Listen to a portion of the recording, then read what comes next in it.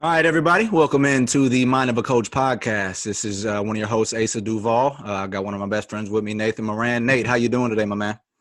I'm doing well. Asa, how are you? I'm good, dude. I can't complain at all. You know, I'm alive and kicking, man. What's your week been like so far? It's been good, interesting with everything going on. This Yeah, week is the week of the election. yeah, So, I stayed up all night last night to see if we would find out who has won, who has yeah. lost, and Mm-hmm. I didn't Still find out nothing. anything. So I woke up this morning and still didn't find out anything. It's So, like the longest like horse race ever, or the longest Super Bowl ever. I'm just like, right? let's get it over with, please. Yeah, Um, once again, I voted for one of the two candidates, and I okay. don't care who wins as long as everyone can support the candidate. Yeah, That's yeah, where I'm yeah. at right now. I agree with you. I agree with you. Hey, all right. You got a historical fact of the week for us? So this is a little interesting one. I got it. It is an NBA fact. So Mm-hmm. on November 4th, so this week on November 4th, 2001, three-time All-Star Gilbert Arenas made his NBA debut. And do you know what team that was from, Asa? I don't. It was the I would guess the Golden. Wizards, but I would guess the Wizards. See, that's the only team I ever knew him to play for, but the Golden Yeah, State Warriors in a 96-86 win over the Portland Trailblazers. I really did not know he started out with the Warriors. I had no idea until I looked that up. Yeah, I that's interesting because I It really had befuddled no me. idea. That Definitely befuddled that me. he had a run though. That run he had with the Wizards, he was special. He was on a little run there for a minute. Yes, he's one of the like in his prime. Like I'm not going to say one of the best scorers ever, but you'd put him in a top 20 category of scorers. When they're going, they're going. During that, yeah, he was good, man. He was good. Then he had that little incident, but whatever. Well, there is some positive, there's some positive stuff going on this week, Nate. Outside of all the craziness going on in the world, not really this week, but Nate, we're finally in the month where college basketball games are going to begin. We're fine. It is. I can smell it. It's here. We're close. We're finally in the same month that we're going to be playing college basketball games. Yes. Man, I hope it's going to be smooth. It's Yeah. very weird. I feel like it's a little unlike football in the sense that it's such a big team that you can quarantine a small group of people Mm-hmm. in a team, and then you still have enough people to play. I mean, we saw it with Clemson. Could you imagine Yeah. if Trevor Lawrence had got in and the whole Clemson football team had to forfeit against Boston College? Oh man. Or, what Something Wisconsin's like that's doing, probably gonna. I mean, like a lot of teams are. it's They're going to gonna play happen. some games without their top two, three players. It's inevitable. It's going to happen. It's going to happen. But I think that we can all agree that we would rather see something like that than Yeah. nothing at all. Yeah. I agree. I totally agree. Definitely. But I'm excited, man. I'm excited. It's finally here. It feels like it's Yeah. been forever since we've seen some college basketball. So I can't wait, man. It, I'm it'll just excited. honestly it'll be fun. It'll be Yeah. interesting too when people are sitting out and stuff because, Yeah. I mean, if you can recall when Colin Sexton had to play a game 3-on-5, Yeah. it Yeah. Yeah. still made Yeah. the game interesting. And it's not like we're Uh-huh. playing without people. These are still college basketball players. Right. So Right. it'll be interesting however it shakes. It'll be a testament to the team as a whole Hmm. this year, I think, Yeah. more than It's anything. gonna it's gonna take a lot of a strong mentality to get through this year. It's Yes. gonna day by day something new is gonna pop up every single week. So it's gonna take a lot. But Yes. it'll be it being interesting in the uncertainty is gonna make it a lot of fun, I think, Yes. I and completely stressful, agree. very stressful, but fun too. Oh, no doubt. No doubt. All right, okay. So I guess I'll introduce my segment. Ace has got to get this off his chest. I'm going to do a little bit of a retroactive. Ace has got to get this off his chest. Nate, ever since I came on here and I talked about how well the Titans were doing and how great of a sports weekend I had, the Mm, Titans have not looked good. They've lost yes. two straight. Granted, one was the best team in the NFL with against the Pittsburgh Steelers, They have the and best record in we the just NFL. we They do. just absolutely laid down this past weekend against the Bengals. Joe Burrow just did whatever he wanted against us, had his way. So sorry, Titans. I'm sorry I cursed you, but ever since I came on here and was proud of how well the season had been going, it hasn't been good. Has not looked good at all. So Yeah. I'm So, sorry. no, it's fine. I think we all need to start where we began, and that's with an apology to me, a Braves and Tennessee fan. I think that's where it needs to start. And then two, I'll admit my own wrongdoings. Yeah. So Asa, I haven't been able to watch a Titans game yet. I don't have cable. I stream everything. I've tried to find every single way to stream the Titans. CBS is one of the hardest things to do. You can't stream it. You have to buy the CBS package. So Yeah. I'm guilty. 2 weeks ago. Not one Titans game, No. 2 weeks ago, I decided I'm fed up. I can't not watch the Titans anymore. The Tennessee Volunteers, the Fighting Tennessee Volunteers, were playing against the mighty Alabama Crimson Tide on Saturday. And I was like, you know what? I know what is going to happen, but you know what? I'm going to buy the CBS package anyways. Yeah. I'm going to allow myself to roll through this. I know it's not going to go well. It immediately started with an onslaught. Tennessee gets smacked, and I'm like, but at least I get to watch the Titans. I'm 0-2. I'm 0-2 watching the Titans. I mean, if you guys have any advice, maybe I need to stop watching the Titans. Maybe. Hang on. So you hadn't watched a game until you bought that CBS package, and then they lost two straight?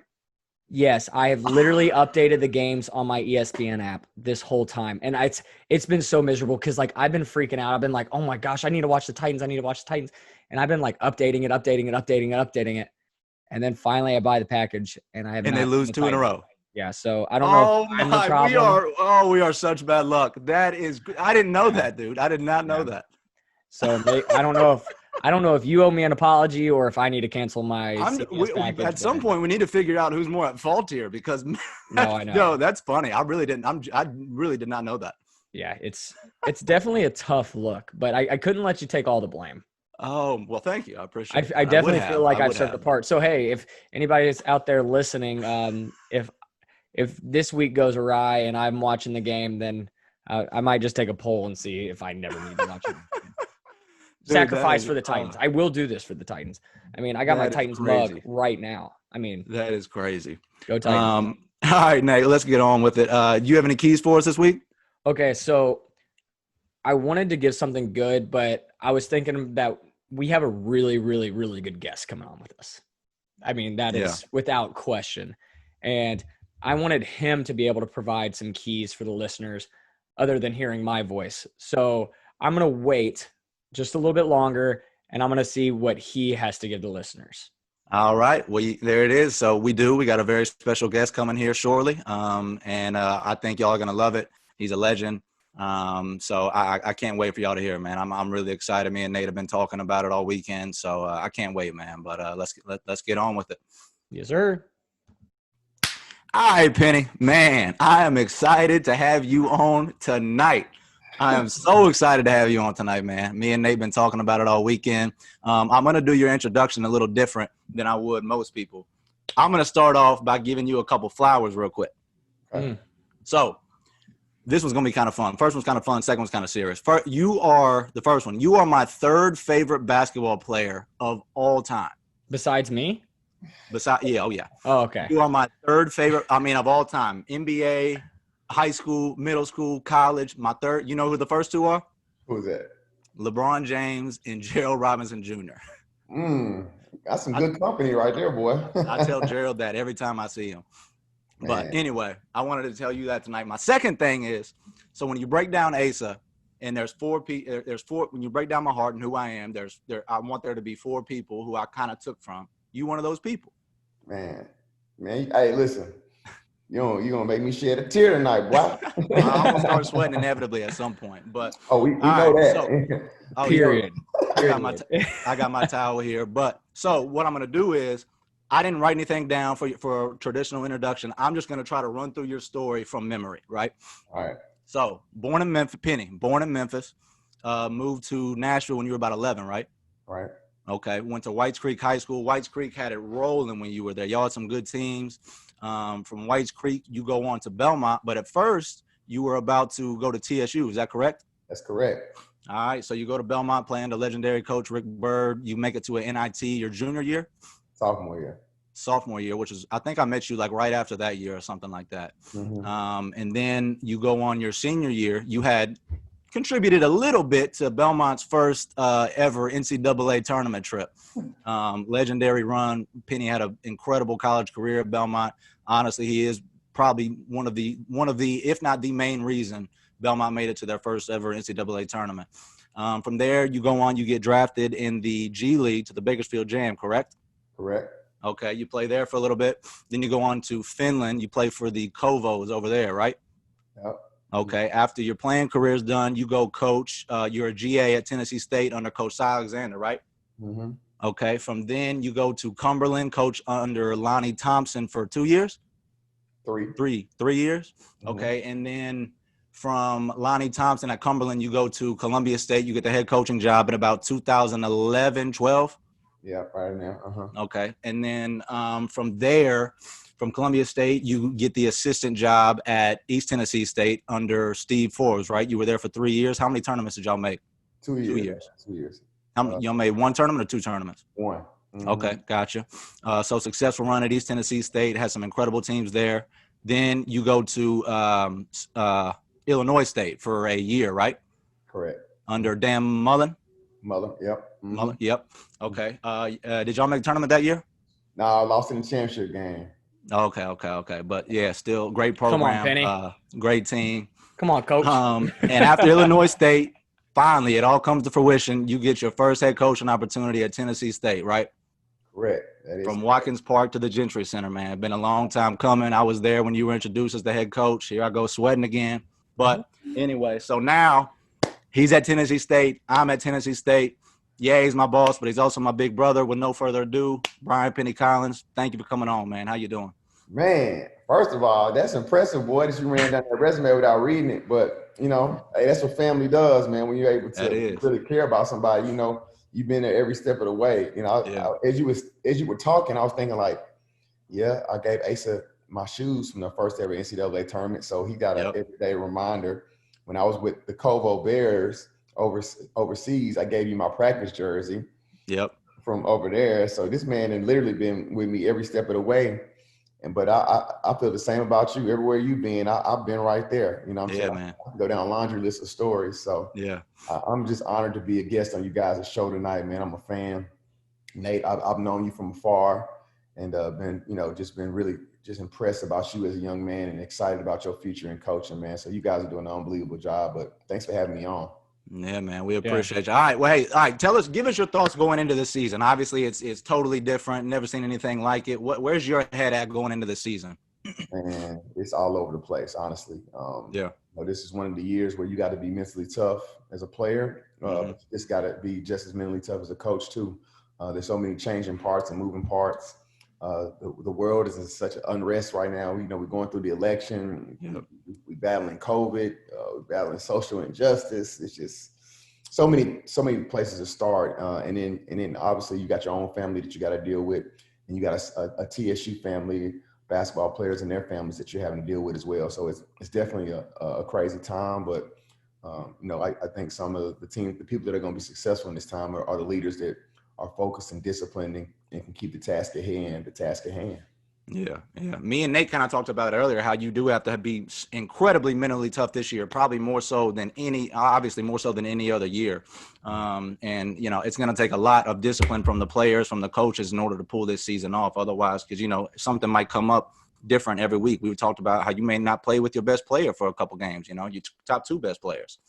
Yeah, yes. And I think one thing about myself that I can brag for, one thing about me for sure, is that I look forward to adversity. You know, I look forward to when it starts raining in the storm. It shows who you really are. So adversity is something that is going to happen all year this year. So I look forward to thriving in it. Yeah. So I have a quick question. You're just hitting on adversity. What is one way that you provide to your players to let them know that adversity is going to happen, and how are we going to overcome it? So what are some steps that you're taking right now? Yeah.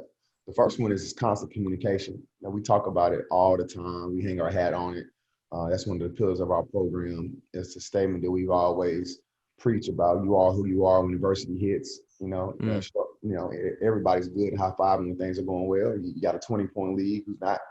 But how you going to be when you're down, when you lost 2 games in a row, when you're down by 20? You know what I mean? Mm-hmm. Yeah. You know, hey, when life throws you some curveballs. So we have numerous occasions talk about these things over and over again, and then we put them in situations in practice to make it tough for them. We want to try to reinvent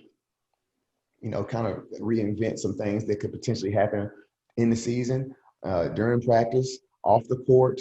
We try to put them in so many adverse situations and prepare them for it. I mean, we do a full-fledged PowerPoint, Asa could tell you, on preparing them on adversity. So it's something that we really hang our hat on. Yeah, that's awesome. So, all right, adversity with you is a huge thing. It has been throughout your life, watching you from afar.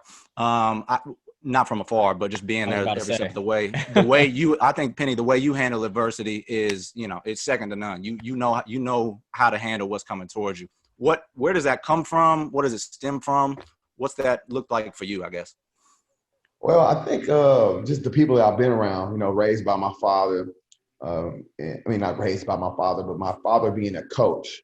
I was raised by my mother and father, but my parents instilled, they just did an unbelievable job of putting that confidence in me. And, when growing up around people that have, were coming through the civil rights era and hearing some things that my grandmother went through and how she handled it and how my parents handled it. And then seeing my pops on the sidelines in great seasons when things were going well, everybody praised them. When bad seasons, people in the stands talking bad about your father, and know he hears it, and to him still coach with grace and not ever, listen to that stuff. And then other coaches that I've been around, and I really always lost respect for people that lose their cool in adverse situations, or a coach that loses his mind. We all lose our mind as coaches and get texts and stuff like that. But you understand what I'm saying? Just keeping that composure and keeping that poise, and then having that same kind of mindset off the court in life. I want to be, for my son, history. I want him to look at me the same way that, hey, I remember when he won't remember this, but when I was a junior college coach and we didn't have a lot of money, we was eating ramen noodles and drinking Kool-Aid and just trying to figure it out. Scraping up change to put in my gas tank to drive all the way to Columbia, Tennessee. He won't see that, but he'll hear these stories about how I got up and punched that ticket every day. And if you continue to stay on that path that you want, even through the storm, your dreams can come true eventually. So I want to be a walking inspiration for him and anybody that sees some of the things that I've done in my career so far. One of the things, speaking of that, so one of the things you told me one time, back to the kind of the JUCO and the Columbia State days and how much of a grind that is and how challenging it can be at times. I heard you say one time that you had to choose between paying your player's light bill or your light bill. And that's something, when you get into coaching, that you would never dream of having to, at least I wouldn't, I would never dream of having to do that. But that's some of the things that coaches have to go through on their way up. Yeah. When you're trying to grind through this coaching business, it's tough, man. There's a laundry list of stories that are going to happen that you have to make decisions on what's going to be the best. You're going to have a family that you may have to take care of, or you take care of yourself. And in the junior college world, you don't have much help, and you don't have you don't have on-campus housing. Well, we didn't. And so the guys were staying in apartments in the city, and we didn't have a cafeteria. So not only was I struggling to eat, our players were struggling to eat. They would use their Pell Grant money to eat off of. But once that money's gone, then what? So you start learning how to cultivate relationships with people in the community and go to churches and find different people to feed your guys. We literally would go to a church and eat spaghetti on certain nights or whatever. Ham and turkey sandwiches. You just start getting creative on how you're doing things. You build relationships with the people that run the apartments to make sure, give them a couple more weeks. They working a job on the week. My players are working jobs so they could be able to pay their rent.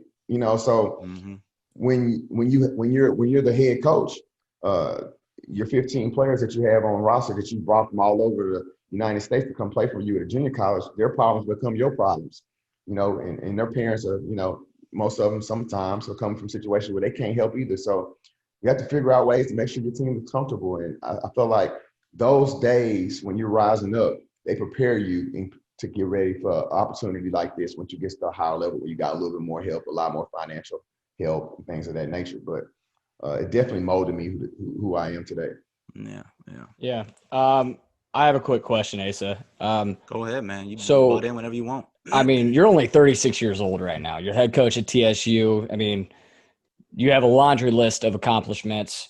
You have been a young coach just like us. What were some of the ways that you were self-improving when you were a young coach, like Asa and I are currently. I mean, you're still a young coach. I'm not putting you in that category yet. I'm not moving you up yet.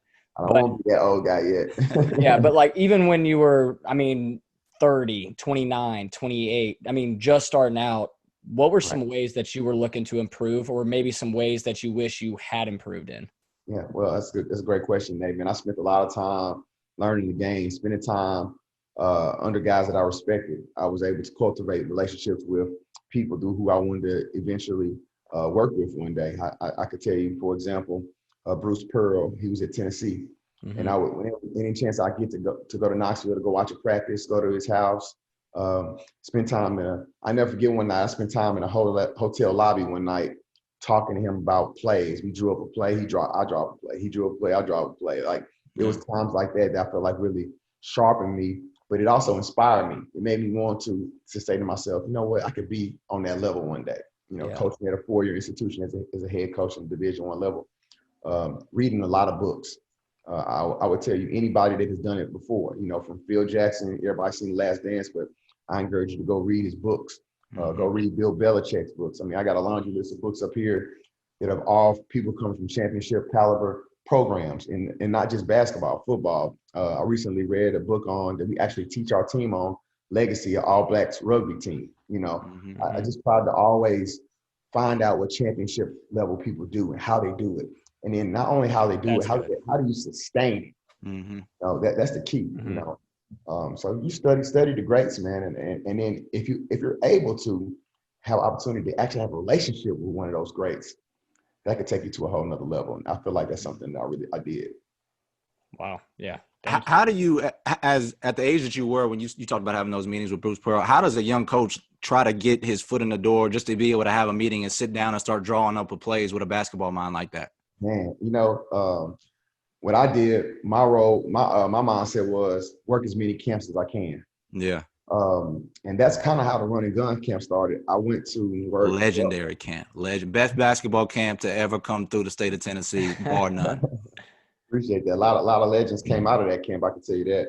Yeah. But I went and worked Belmont's camp. I went and worked Lipscomb's camp, Vanderbilt's camp, Tennessee State's camp. And then I had, you know, built a rapport with so many people that were saying, hey, you should go down to Knoxville and work Tennessee's camp. So I went down and worked Tennessee's camp. But every camp I'm working, I'm working right alongside the assistant coaches and the head coach, you know, so I'm getting to know people. That's how I got on as a grad assistant at Tennessee State. I worked Tennessee State's camp. And Coach Alexander was like, man, you should come be a GA for me, you know, but I was still playing pro ball at the time. I didn't really want to do it. And the same thing with Bruce Pearl. I'm down there working the camp. I got my little 10-year-olds, and I'm coaching them hard. I'm excited on the sideline, and we win a championship, you know, in the camp. And then Bruce is like, "Hey, Benny, come on my house, man." You know, Tony Jones was the assistant, and Tony Jones. Tony would take me over there, and you know, that's kind of how I started. It's as simple as just being yourself, having the opportunity to be around those guys, and then everything else will take over from there once they see how authentic you are. Wow. You got anything, Nate? I mean, shoot. I mean, yeah, I have a lot of things that I could be hit them right now. I mean, so okay, for one, so you just mentioned authenticity. Excuse me for my language. When you were coaching, I feel like, I mean, Ace has told me many stories. I've heard many stories. I know I work with Coach Rose. You know Coach Rose. Authenticity is one of your major characteristics, one of your major character qualities. How does that affect your coaching style? You know, it keeps me from being stressed out all the time. I'll tell you that. Yeah. Having to be somebody else or try to, you know, put this facial expression on that the players know is not really me. And in this generation, more than any generation I've seen, they can read you when you're not being authentic or not being real. Yeah. And once they feel like you're a certain way and things don't go their way, then they'll transfer in a heartbeat on you. You know, we know the transfer portal is out of this world. And the one thing I can tell you in recruiting that I learned from Rick Byrd is to always tell the truth. And for me, I took that another step, was always be yourself as well. You know, Rick Byrd had some unbelievable values, but when I became a coach, I couldn't be Rick Byrd because my name is Brian Collins. But I took a lot of the values that he has, and I put them into my own personality, and there's still championship fabric, but it's coming out of Brian Collins's personality, from Brian Collins' personality. And if I try to be Rick Bird or Sal Alexander or Lenny Acuff or whoever, somebody will pick up on it. Even in this interview tonight, if I would have wore a sweater vest and cut all my facial hair off, you would have said, and didn't wear a hat, you would have said, that's not Penny. You know what I'm saying? If he didn't wear his glasses. Right. Well, my four-eyed friend. I'm Stephon tonight. This is Urkel, and I'm Stephon right now. So, but yeah, man, I just think, I just feel like, I've said this in a tweet not too long ago. It's a lot less exhausting just being yourself, man. When you can be yourself, your authentic self, it's so refreshing, and people will gravitate towards you, and they can feed off your energy, and people want to be around real. And it's magnetic almost. I mean, your energy is magnetic. Mm-hmm. And I'm not saying that because I'm glad you're saying that. Right. I don't feel that I'm trying to be magnetic. Yeah. But when you're just being yourself. Yeah. When you're yourself, people will realize that, and then you'll have the right kind of people around you. And that's really what it boils down to. Yeah, man. Yeah. Oh, golly. Nate, what else you got, man? All right. Hey, so I have a big question. So usually during this podcast, I try to give 3 keys to the listeners. I thought, okay, we have a head ball coach at the Tennessee State University that played at Belmont, played professionally, et cetera, just coached everywhere. I wanted to ask you, so we're young coaches here trying to figure it out. You're a young coach that has started to figure it out. You're still figuring it out, as any coach should be. I mean, you're learning still, but you've got it a lot more figured out than us. And so what are some of the steps, or what are some of the keys that you would give to a young coach starting out in this business that they can be doing better? Or, okay, this is something that I've seen, this is something that I've experienced that can be beneficial for you, or something, hey, this is what I keep seeing, you guys got to stay away from this. All right. You maybe pull out my name notes over here and think about some stuff as I'm talking. Well, I could tell you this: the first thing that you need to know is you can't worry about money. If you're in this for money, then you're in the wrong business. There's not many people that start off in a place where you're just so happy with the money that you're making that you're good. You can't worry about finances when it comes to coaching. You gotta, once you step foot into this realm, you gotta be 2 feet in and be ready to take that plunge and be ready to start from the bottom. That's number 1. Number 2, you can't worry about your next job. While you're struggling, you can't be worried about, oh man, I got to do whatever I can to get out of here to get the next job so I could double my salary, or I could leave NAI and go D2 or D2, D1 or whatever. Like, I just got to get out of here. One thing Coach Forbes used to always say, be great at the job that you have. And if you do what you do, somebody will eventually take notice, okay?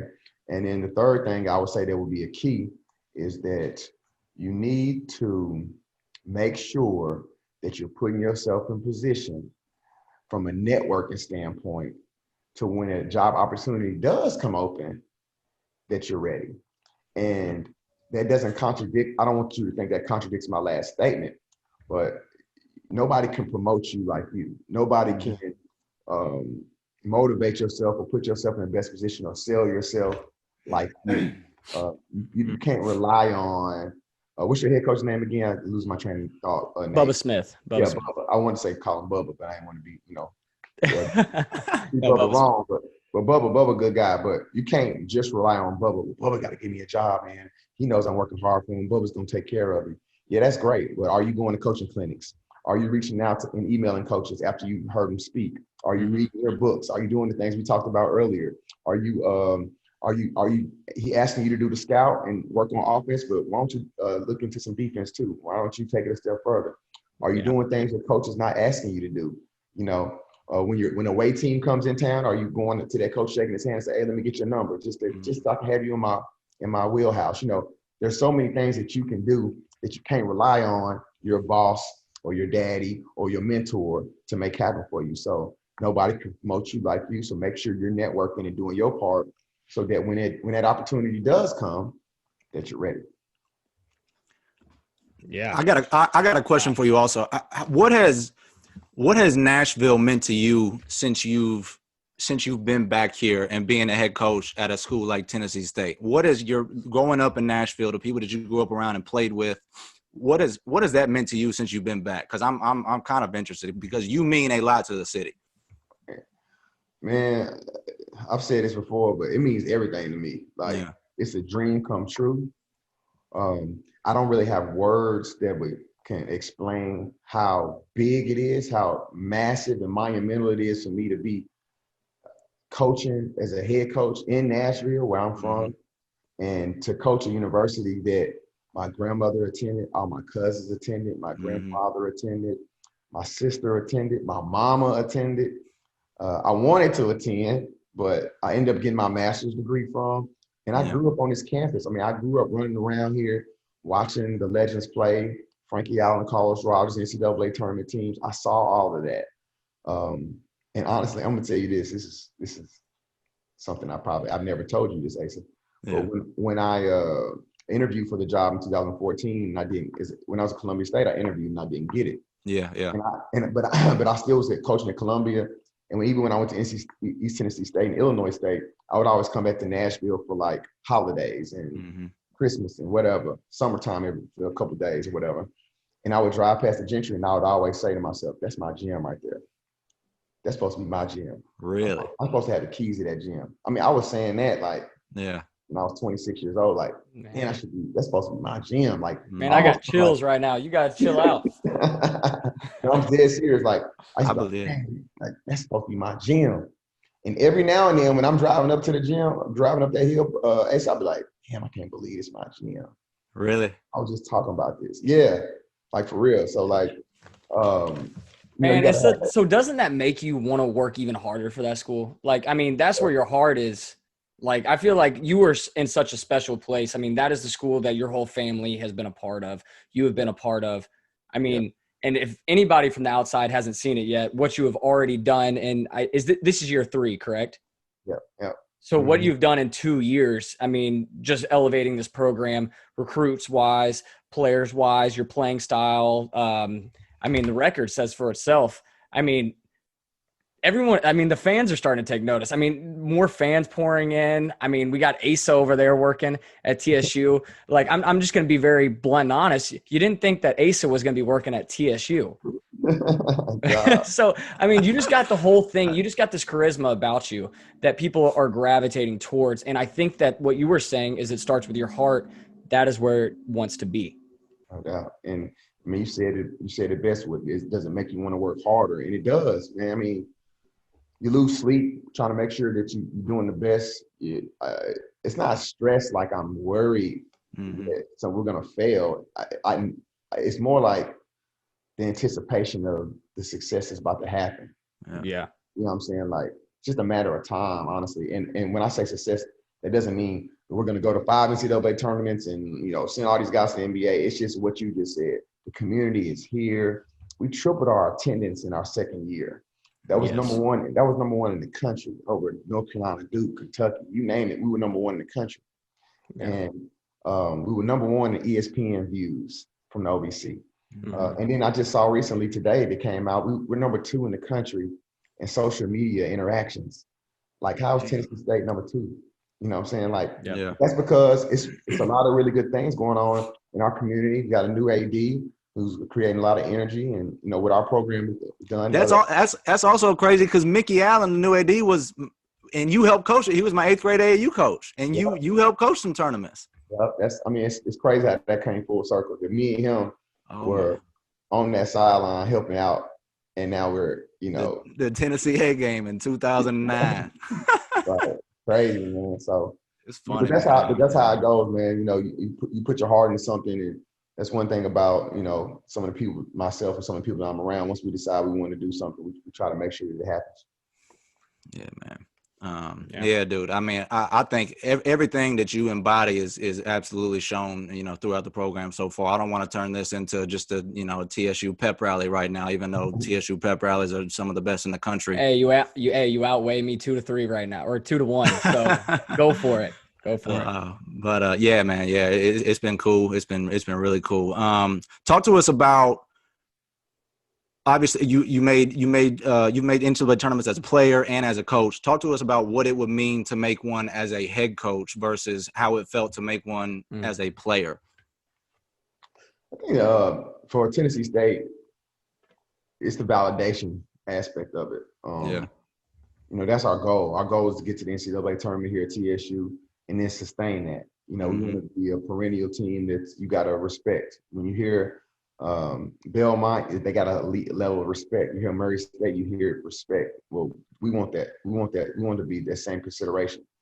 Tennessee State, oh man, that's going to be a tough game. They got a good program. They've been to the NCAA tournament. Coach Penny Collins has been took them, helped them get there. I want it for that, for the validation of our program and our in the community. We need that, and it's time to bring it back. So if I die and we never make it, I'll be good, because I know what it's really about is this community and sending a ripple throughout our entire community, and we're already doing that. Yeah, man. Yeah. So I think we've asked every single coach that we have interviewed on this podcast that has played the game of basketball and now is coaching. Okay, you've worked hard as a player. You know what that looks like. What does it look like? What is the biggest difference between working hard as a player and working hard as a coach? We've heard it from many, but I'm just interested in your take. Honestly, man, it's the same relentless mindset. When you're a player, you grind, you stay in that gym, get them shots up, ball handling, come in, put that extra time in.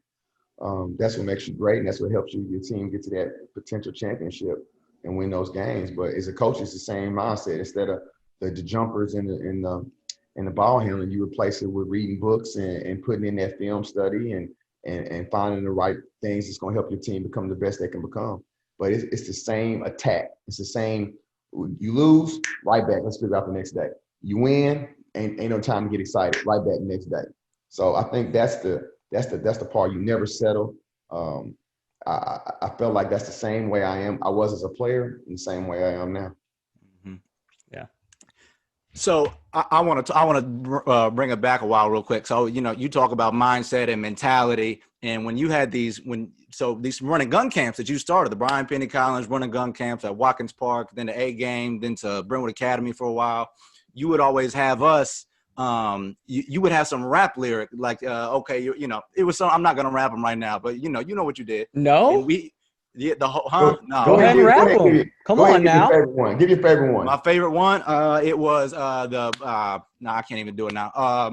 Put check out my swag, yo, I walk like a ball player, no matter where you go. Yeah. So Penny had the whole camp. Yep. Penny had the whole camp singing that, and that's amazing. And that was kind of the stuff that I took. That kind of mindset of playing and being up and energetic was kind of something I tried to take with me along the way, and it's something that I think is you're being true to yourself, but I think that a lot of people can kind of take that with them. But that was something real pivotal for me in my playing career leading up, to where I'm at now. Yeah. I mean, the whole premise of that, it's been back what we talked about all night. Just being yourself, being authentic, making camp fun and exciting for myself. And I knew it would be great for you guys. Yeah. It added camaraderie to the day. It added fun. It added togetherness. It gave us something to look forward to. Every morning, y'all knew we was going to give a different quote. Mm-hmm. And, you look at guys that'll have practices and, they have quote of the day, Yeah. give you some Shakespeare quote. Yeah. To me, Shakespeare, his name was Sean Carter, Jay-Z. Yes. Or Wayne Carter, Lil Wayne. So that's where Asa got it. Asa got it from you. Oh, yeah. Asa got all that. I would say about 90% of his swag came from me. Okay. I promise you. I promise that. Jay-Z, all that, that's Penny. He got that's that.